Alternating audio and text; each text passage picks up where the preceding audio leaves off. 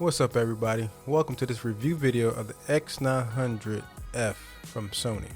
Now this is a 65-inch 4K TV. Now I previously had the X900E, I think it was 930E. It was that was a 65-inch, and I started to notice some things over time that the processor for the TV wasn't as good as it once was. I wouldn't say it got bad. It's just some of the things that the TV was doing I started noticing over time. Like before I didn't notice it, then over time I sat there and watched TV for a while, playback video, movies, Blu-rays, and started to see little hiccups at certain points in certain movies. With this TV, this is supposed to be Sony's like high-end TVs before they rebranded the Master Series to the 8K TV. So this is supposed to be like the high-end 4K TV. Now this has the extreme chips in it, and what I've noticed from watching TV for a while on this TV is that off-angle viewing is not that good, and a lot of LCDs pretty much like that. Now if you want the best picture quality overall, we all know OLED is the way to go, but for right now this is a 65-inch TV, which what I've noticed is that the further you sit away from the TV, the better the picture will be. Now they say a 65-inch, the recommended seating distance is 10 to 15 feet or 10 to 12 feet. I think 20 to 25 feet is even better because you kind of get the experience of the TV a whole lot better when you're further away from the TV. That's just my experience. Now, from where I'm sitting at down while I'm watching TV now is that it's only like a good 10 feet away, which is still in the recommended zone, but the picture is also, like I said, it washes out when you lean to the side, and the off viewing angles is not that good.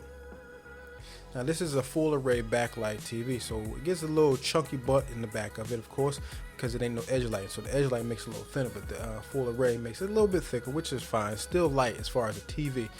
Now I was thinking about getting a 75-inch, and then I realized, why do I need a 75-inch?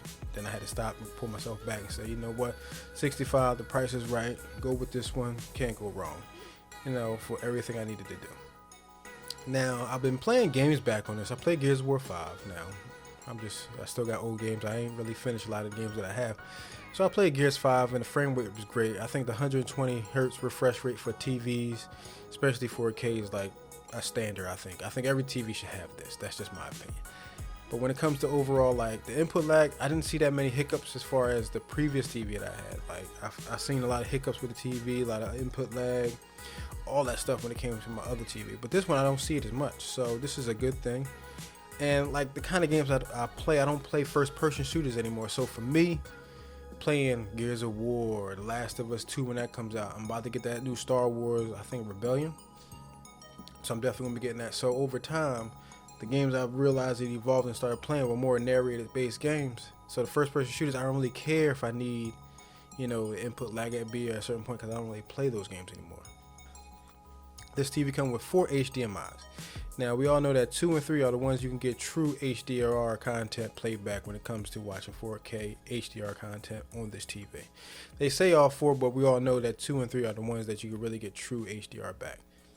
Not a big thing. That's pretty much the thing with Sony TVs. I've noticed over the years that all the TVs have 4K output, but you can only get HDR content from inputs 2 and 3. That's just how it is. Now when it comes to a TV, it all comes down to what? The picture quality. It's a great picture. That's all I can really say. It's not OLED. It's an LCD, LED TV. So it's certain things that LCDs are starting to know. I've noticed over the years with LCD is that they have this halo effect when it comes to light bright area, like little whites in certain areas that, like when you load up the screen to maybe a Blu-ray player and it says Sony, you'll see the halo effect around the sign, or if it's like a symbol in the corner, you see the halo effect around that stuff. So when it comes to LED LCDs, that's just something I've gotten used to. I don't really press the issue.